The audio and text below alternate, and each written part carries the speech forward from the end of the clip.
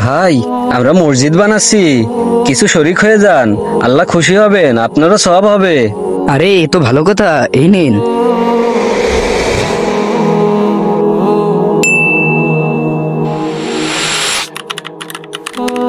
ভাই, আমরা একটা মাদ্রাসার জন্য কিছু কোরআন শরীফ কিনবো, আপনি কিছু টাকা দিয়ে শরিক হয়ে যান, এতে আপনার বহুত সওয়াব হবে। আরে এটা তো খুব ভালো কথা, এই নিন।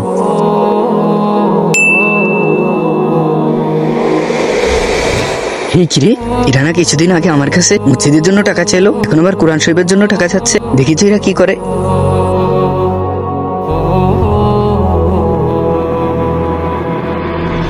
এই দেখ দেখ, আজকে অনেক টাকা হয়েছে, আজকে আমরা মজা মেরে খাবো।